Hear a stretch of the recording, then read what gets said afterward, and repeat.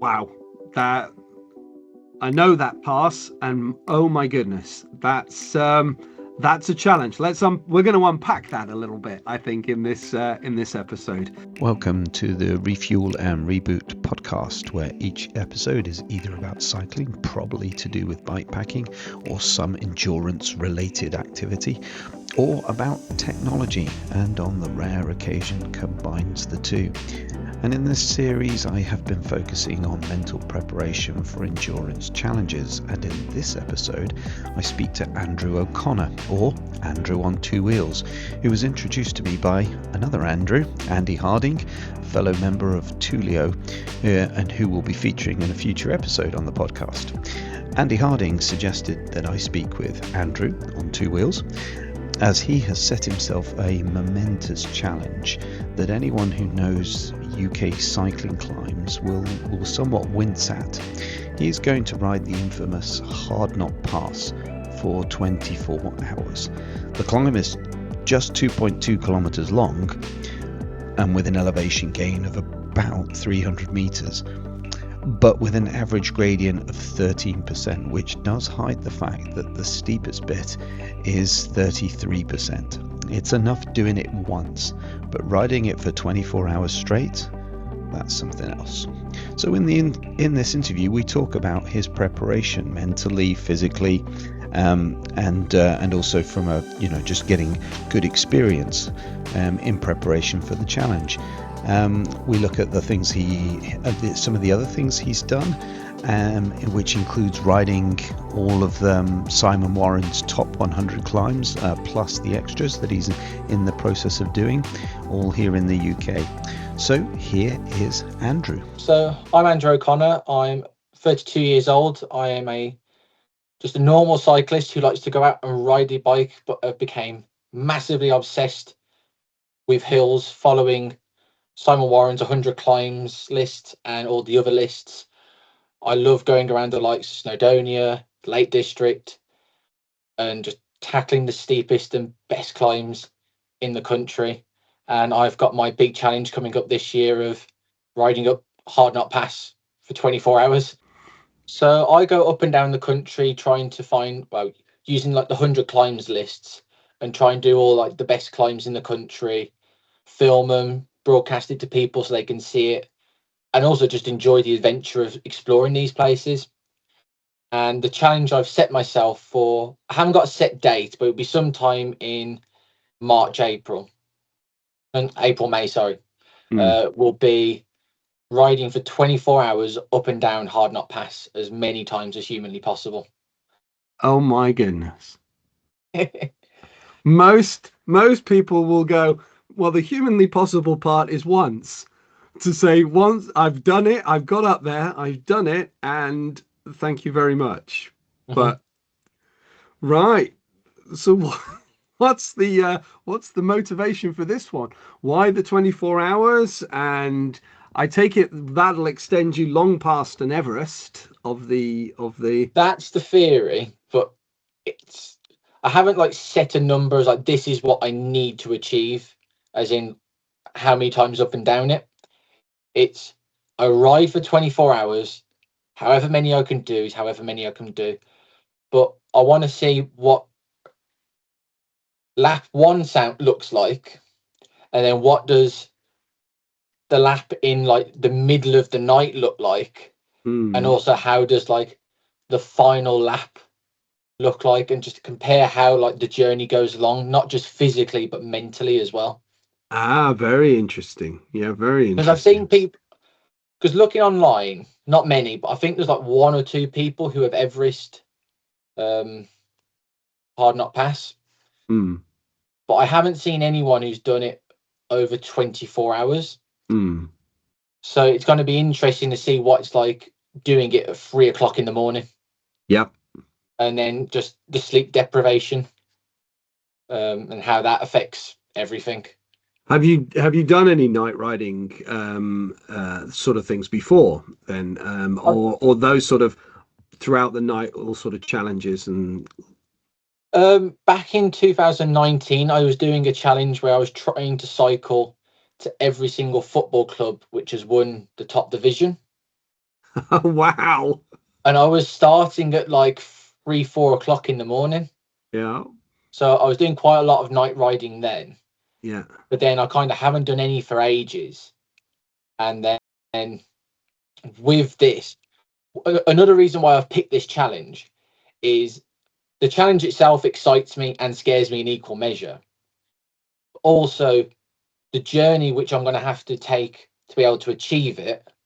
And then also, once I've done it, the fitness and capabilities I've got from it afterwards opens the doors to so many cool adventures and rides you can do.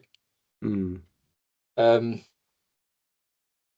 and like I said, that really excites me. But in the time being, that I have been doing night riding, purposely getting used to riding in the Mm. pitch black. Once I've got my bike back this next month, instead of just doing night riding from say like 6 o'clock to like 9 o'clock at night, it's then going to start. We're going to go past midnight and riding actually during the time I should be asleep. Mm. And they say you can't necessarily train and get better at deep deprivation, but what you can do is you can kind of just get experienced with it and just know how your body reacts to it. Yeah. That's something I'm going to have to practice and get used to, and just learn how the body copes with it, learn how I'm going to have to slow down, learn how caffeine affects me overnight and trying to keep me going, how apparently overnight your stomach um, digestion becomes a bit more of an issue, Mm. and learning how much I need to rein it back a little bit. And it's going to be just a massive learning curve getting to the starting line and just seeing how the body reacts and what it's capable of. Yeah, it's fascinating. I mean, I on the episodes that I've done for on the podcast here on kind of under the loose title of Mind Over Mountains, we got talking about riding at night, and actually it became a topic that came up on a number of episodes or a number of conversations which have turned into episodes. And one it's interesting how different people react um or experience that night riding experience. Like for me, for example, I prefer to ride for a couple of hours. I did the Atlas Mountain Race a couple of years ago, and that's taking place now in February. It starts this weekend. And the the Because of the time of year when it takes place in February, it's pretty much 12 hours darkness, 12 hours daylight. Mhm. Is how it ends up being. And so you are riding in the night at some stage to be able to complete in the time.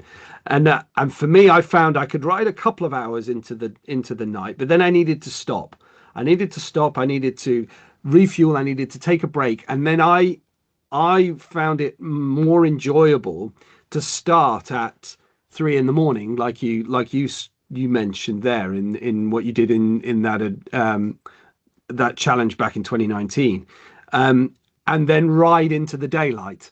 I found it Yeah. more uh, from a from a I found it more mentally stimulating, and I could cope with it better riding into the daylight rather than riding into the dark of the night.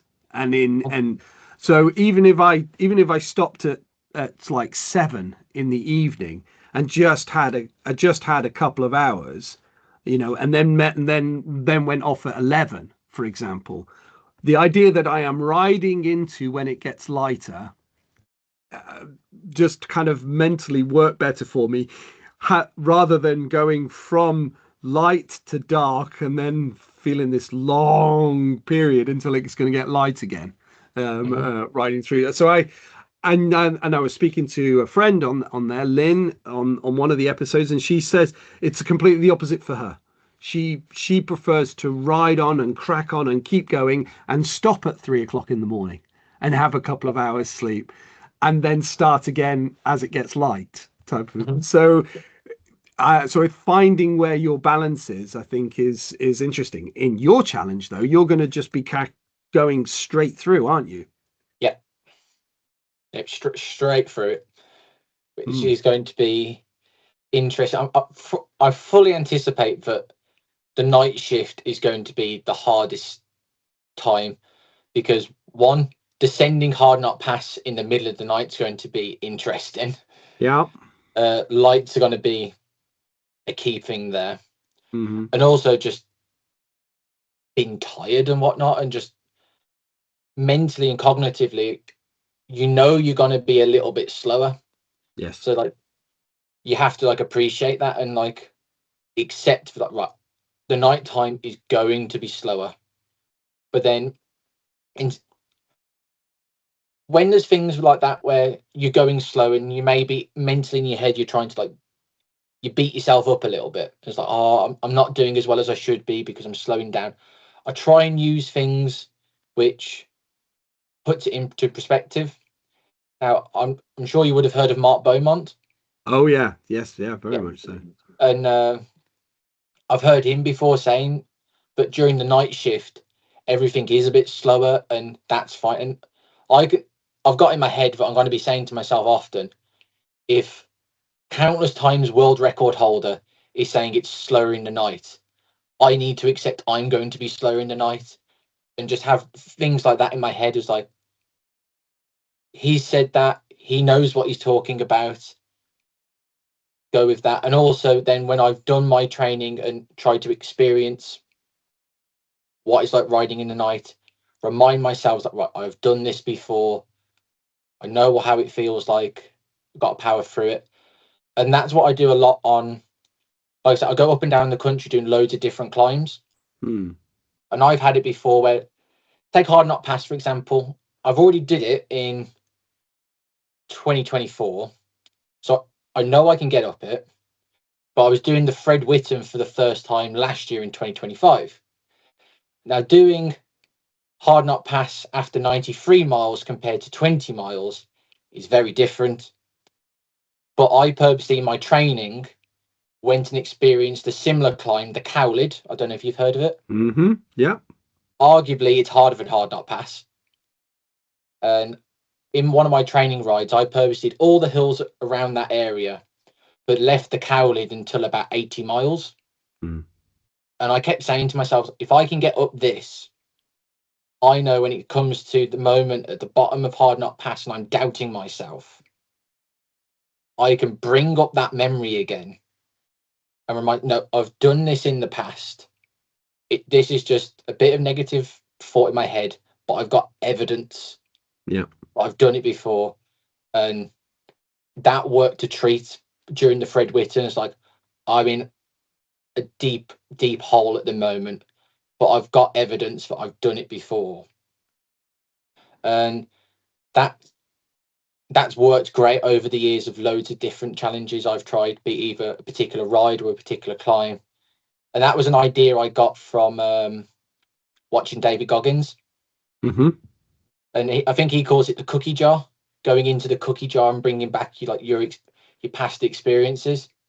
Yeah. And part of my training is to fill up that cookie jar as much as possible with things which I am likely to see during that 24 hours.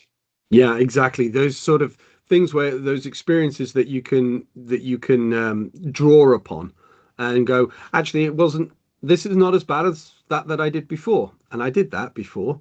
Yeah. In those have been examples that have come up frequently in the discussions that I've had with other interviewees about how do they cope with the difficult times, or how do you prepare for those difficult times. And it's a reoccurring theme that if you have experienced something similar, then you can approach that challenge then with less fear, Yes, and then move past it and hopefully conquer it, and that becomes another reference point for you for the future.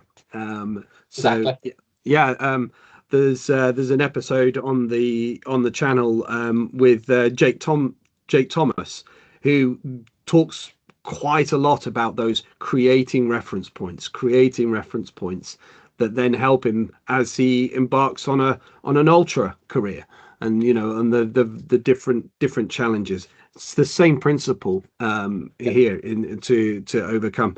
These are really fascinating ideas. So what else have you got lined up then, from a preparation point of view, between now and when you make that attempt, in April, May sort of time? What have you got in your plan then? You're gonna be doing some night riding. Yeah, You're gonna be tackling multiple climbs. I continuing on. yeah. Like I go up and down the country trying to tick off all of Simon Warren's 100 climbs lists, Yeah. and not just the original list, but like the Midlands list, the Wales list, the Northwest. It's like trying to Hmm. get them all done. I think I'm Where are like, you up to? if you include all the lists, I'm about 250 odd through it, and of the original list, think I'm 60. Congratulations, well So done. I'm slowly getting through them, Yeah. but it's good fun. I just like the fact that you don't realize how beautiful our country is until you actually go out to these wonderful places, and that's Oh, when, absolutely. like, out on the bike and just exploring. Oh, it's great fun. Isn't it just? It's amazing. It's a and just the very act of riding the bike, turning the pedals, brings a, a for me, it brings a calmness, it brings a clarity to thought and things like that. It just can help straighten things out in my mind, Yeah, for whatever else is going on. So yeah, it can be a real benefit, real mental health benefit as well. where be it either are you cycling in the mountains of Snowdonia and Mm, you can't see any people, it's just mountains everywhere, or are you out in the North York moors on the Yorkshire coastline and you're just looking out to the North Sea mm, and anywhere else be in between. Or are you the top of Great Dunfell, the highest road in the UK, and you can just see for miles into the Lake District, into Scotland. And it's, like you said, it's so good for the mind and just resetting and just calming everything down. mm. So what sparked the idea in the first place? I'm going to go and tackle all of the first of all the cycling all of Simon Warren's nominated climbs, but then the Hardknott Pass. So So if I go back to 2019, when I watched on like GCN and so on, Mark Beaumont cycling around the world, mm, I was like, oh, I like the idea of exploring and having a go at something multi-day. I couldn't afford to do anything as crazy as what he did. But I thought, all right, let me try and think of something to do in the UK. And that's where I came up with the idea of cycling to all the different football clubs who have won the top division. And that was the first time I went and cycled out of my local area, Birmingham. I was like, oh, I really like the bug of this. This is good. And it's like, right, trying to work out something I can use which can like tell me the good places to go. And I got the book and started on the original 100 climbs. My first attempt was Winnett's Pass, and that was I couldn't get up it, could not get up it. But I was like, I like the idea of this. Like, it was a gorgeous area. Next one I did was Cheddar Gorge. That was gorgeous. I could do that one. yeah, cheddar's fun. And then it got to the point where I just slowly like branched out more. Then I realized he had extra lists. Mm, And then it's like, right, how can I make how can I get to these? So I started using like the trains going everywhere. Then I was like, right, I want to cram more of these climbs into one ride. But because I'm not like the smallest of people, I'm like 90 kg, so I'm not like a light rider. And watching on YouTube, Katie Kookaburra, she showed how she got extremely easy gearing. hmm. So it's like, right, I went and got really easy gearing. So I've now got a 30 on the front and a 42 on the back. So I'm properly ready for the steepest climbs. And instead of it being like I'll do 1 or 2 climbs a ride, now I can like cram 10 climbs into a ride. Or it may be I used to put the hardest climb at the beginning and like try and survive the end. Like now, like the Fred Whitten, it's like you've got the steepest climbs right at the end and I'm still able to do them. Mm. And then last year I tried to do in February, I tried to go up Ford Penlec, which there's a debate between New Zealand and Wales of what is the steepest climb in the world. That's But right, yeah. Ford Penlec claim it, and Dunedin Street in no Baldwin Street in Dunedin tried to claim it as well. First time I tried it, I failed 4 times in one ride, and then I went back in September this year, and I got up it, and just doing all those different climbs, like you get such a buzz by either the view or, oh my god, I've just cycled up a 37% climb, and it's became a bug. I know, but before I was waiting to chat to you, I've got Commute loaded up at the moment. I'm just planning routes, Mm. like how to like link all the different different climbs together up to different train stations, or it may be it's a multi-day ride where I just go and stay at a YHA and I do an overnight trip, which I did last year in October. I did my first solo overnight stay trip in the North York Moors, and that was just awesome. Probably the most brutal riding I've ever done. Mm-hmm. Because even there may be harder climbs in specific national parks. In the North York Moors, they're so brutally steep and all so close together. So like you're never doing anything flat. It's either you're going 30% up or 30% down. It's just insane. And it's just became a bug. And I just love all the climbs. I don't confess to being fast on them. Often when I look on Strava, you can see like the percentage of what number you are. And I'm normally somewhere between 50 and maybe 30% in the top. Mm-hmm. So like, I'm nowhere near fast, but I just love the adventure of it and just going and exploring and seeing the scenery and just taking it in. And I'm Yeah. quite happy going along very slow and just enjoying it. This is a thing that's fabulous, fabulous. I I remember my first experience with one of the top 100 climbs. I think it was Boltby Bank up in Oh the yeah. North Yorkshire moors. That was funny enough. That was the time when I discovered the how you can have the wrong gearing. Yep. try Yep. trying to get up there, on a 5339 with a 25 Oh, on the back. oh That showed yeah, my that's the wrong gearing. naivety. Yeah, that showed my naivety in those days. So Did you get up yes. it or did you have to walk? No, and I couldn't even get restarted. After the gentle warm up, when it just kicks and drags for ages up to that right bend, it just goes on and on and on, doesn't it? Yeah, it's like I yeah, don't think it drops below 13%, and most of it's like 18%. It's it's well, I evil. yeah, the bit that did undid me was the when it crept up to like 28, something like that, 29%, something like that. And I'm like, yeah, this is where I've learned a big lesson here about gearing and preparation for that. So yeah, yeah, well, that's probably like 15 years ago now, but yeah, that was a good experience. Yeah, A good experience in failure. but I have a saying which has helped me take on challenges before, where it's either you reach the top or you learn and get stronger from the effort. Meaning, like, if I get to the top, great, you succeeded, you've done what you wanted to do. But if, say, like my first attempt at Ford Penlec, trying to get up that, I didn't get up it, but I gave it absolutely everything. And if you work to overload, your body will get stronger because your body adapts to it. But also, you'll learn what went wrong.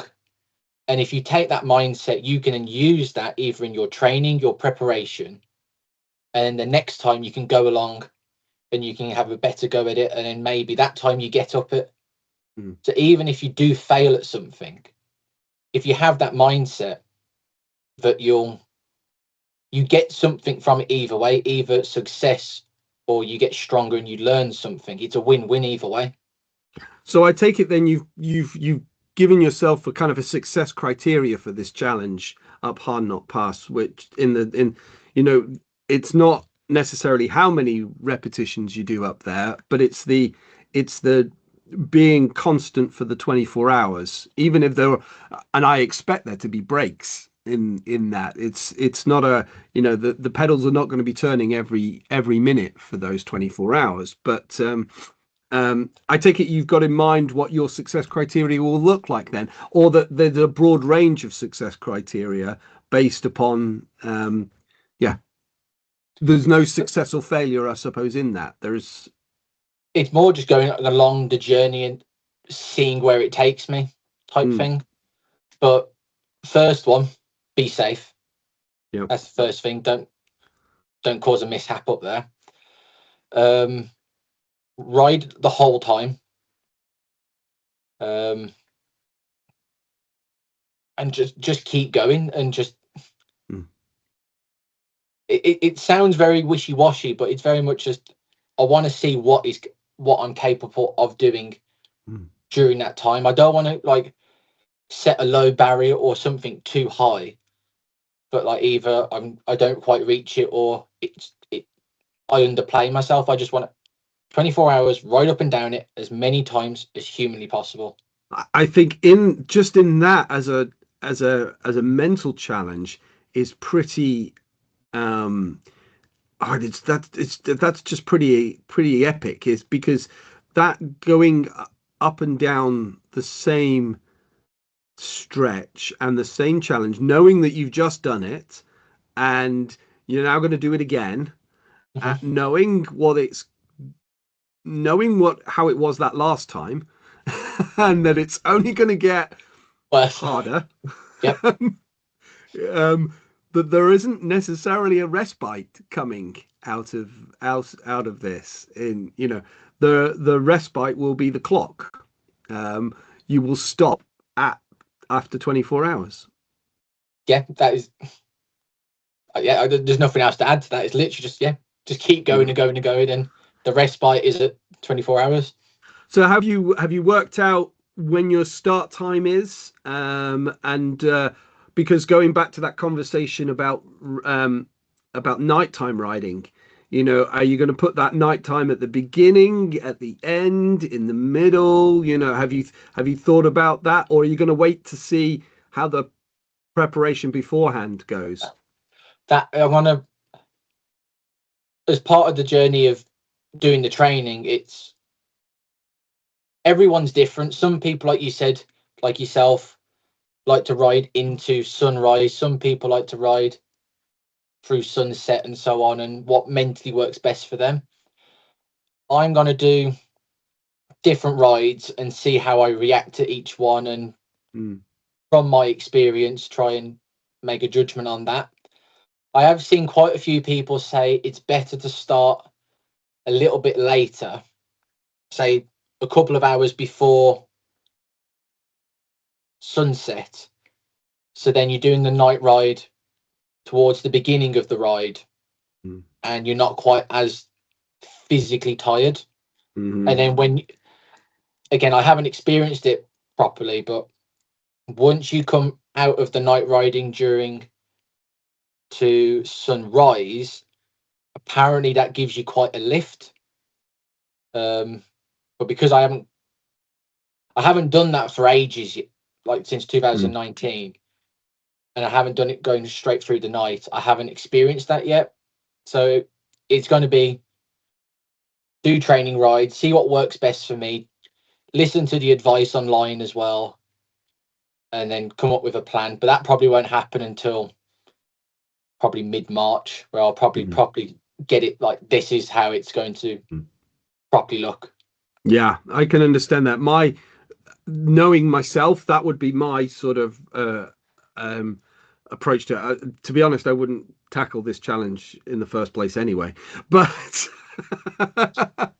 But if I'm needing to do a 24-hour thing, then starting, for example, like the different discipline, but the Three Peaks Challenge, Yep. the three mountains, Ben Nevis, Snowdon, and Scarfell oh, Pike. what? Sorry, Scarfell Scarfell Pike. Pike. That's it. Yeah. So we did them Ben Nevis, Scarfell Pike, and then finished on Snowdon.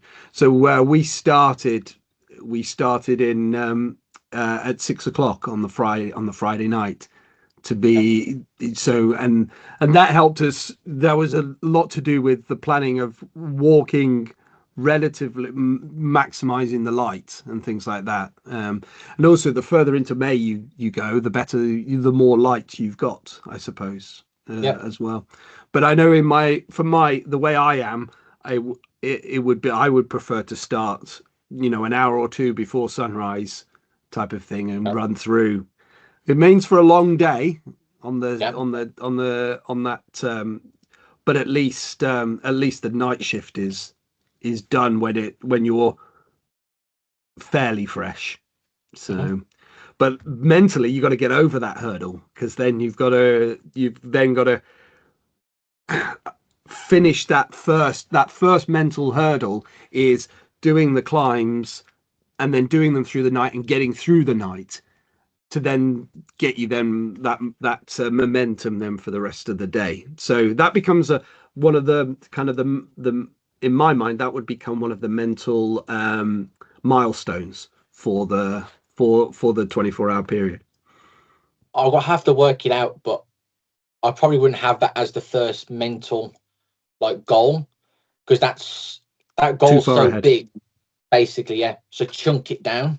Yeah, yeah. So a lot of the rides I've done before I started doing this challenge would be 7 miles, not 7 miles, 7 hours, sorry. Mm, And that would be, I'd get the train there, I'd do my ride around that national park wherever I've gone, and then I'd get the train back.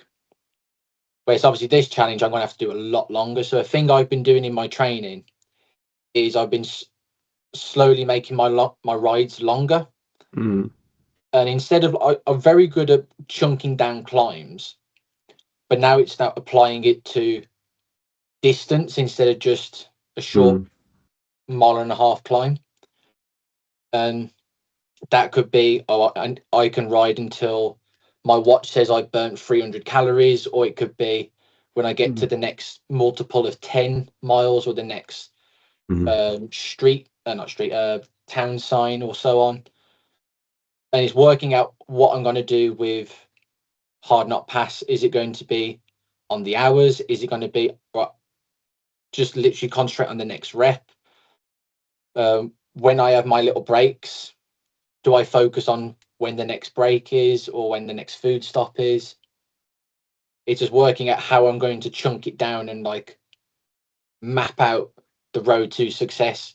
Because if I mm, go from the start of sunset to sunrise, that's going to be about a 10-hour shift.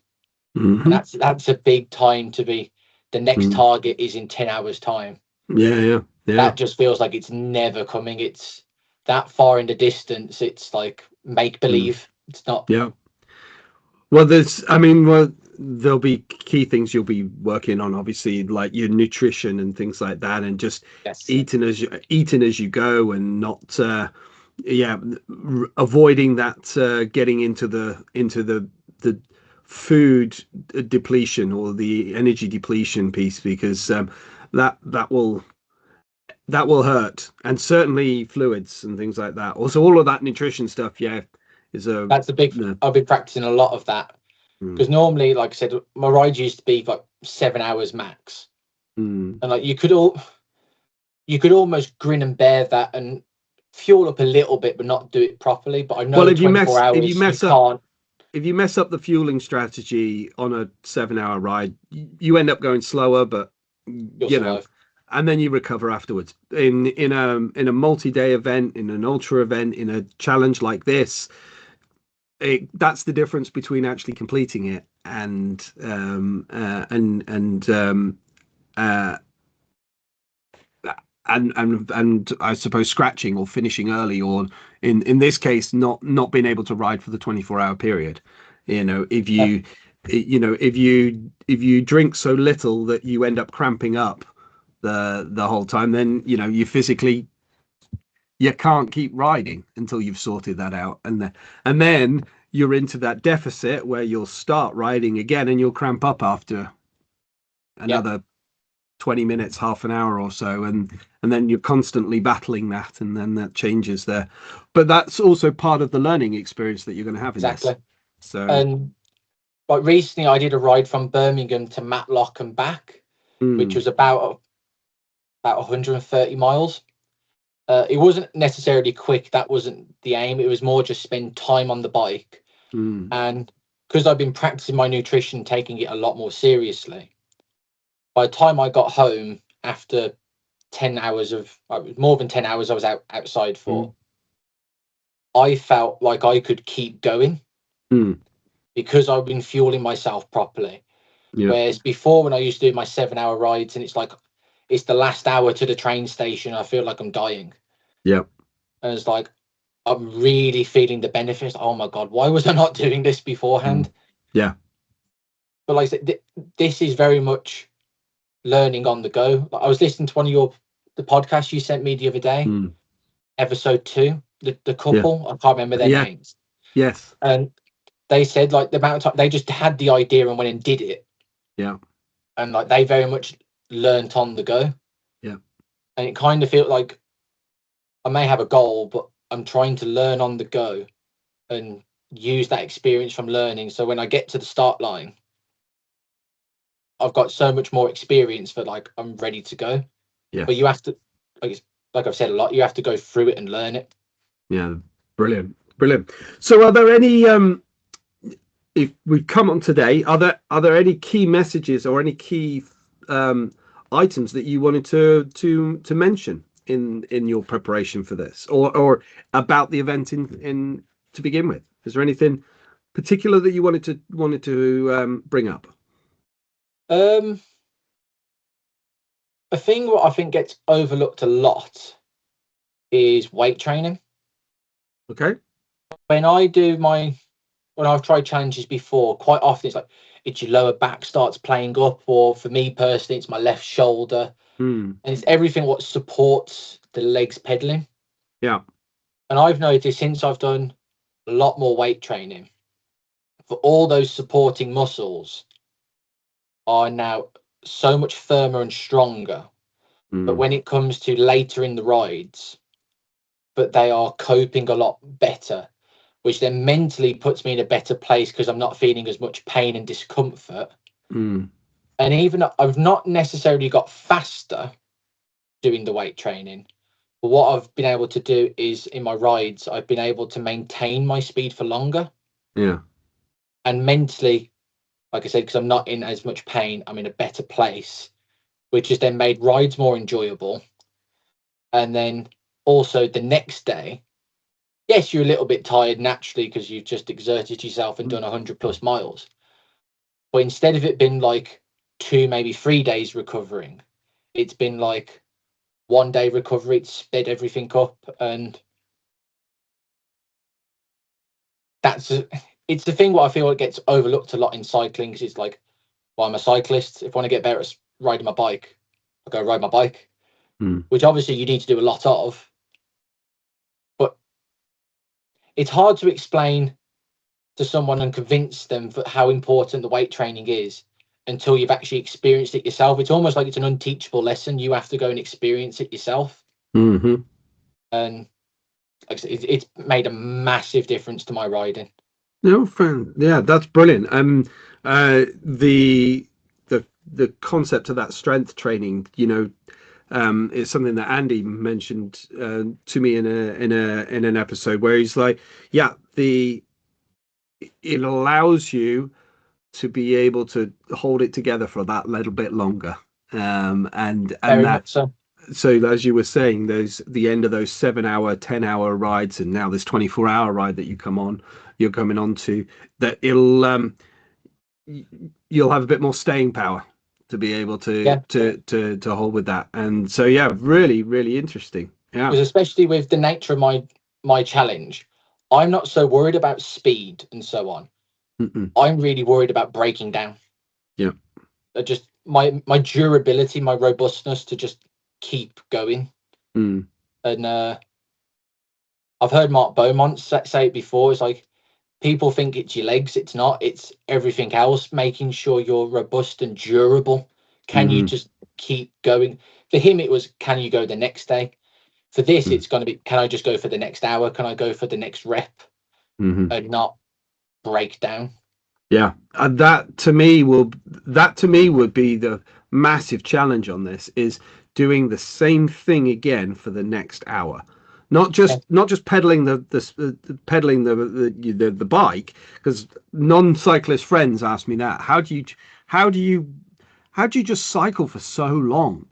It's so monotonous. It's the same thing. And I'm like, well, it's not, because you're propelling yourself to different environments. You know, you're climbing up a mountain, you're going somewhere, and some of the events and things that I've done in the past to, take you to just incredibly beautiful places, as you mentioned earlier. The take you to beautiful places of the country here with the climbs challenge. And but what you're doing is, you're not only doing the repetitive motion of cycling hour upon hour, you're actually doing the repetitive motion of cycling hour upon hour, in the same location. Just at but the variation is obviously during different times of the day. You'll be doing it in the morning, you'll be doing it in the afternoon, you'll be doing it evening, and then in the dead of night. So so yeah, that's a mental gymnastics to kind of jump around as well. Yeah. And it just came to my mind then, like your listeners, they may not be trying a challenge like this, but they may be doing the Fred Whitton, they may be doing the Struggle Dales, they may be doing the Coast to Coast, they may be doing the Yorkshire Beast or something smaller. Last year when I did the Fred, I wish I had the weight training which I've been doing recently. Mm. And I may not necessarily have been faster doing the Fred, but I would have maintained my speed for longer and not fall down towards the end. And it would have been more enjoyable at the end because I would have been more comfortable. Hmm. So you don't necessarily have to be doing something stupid like I'm doing. It could just be your sportive what you're doing this year, Yeah. and the weight training will help with that because you are able to basically absorb the punishment your body's taking for longer and remain more comfortable. Yeah. Yeah, fantastic. Well, on that note, that is brilliant. And thank you very much for your insights, and all the best for your challenge. I will be watching with interest. Your Instagram, how can people continue to kind of follow on your progress? What's the best way to do that? Is it on Instagram? Follow you on Instagram? It's basically all social media: TikTok, Facebook, Instagram, Threads, YouTube. And it's all under Andrewon2Wheels. I'm openly saying to people, if you want to come along and watch, or if you want to come and ride a lap, 2, 10, whatever you want to do, you are more than welcome to come and join me. Fantastic. Well, all the very best. Good luck with that. I shall be following your progress with interest. Thank you very much. Thank you very much.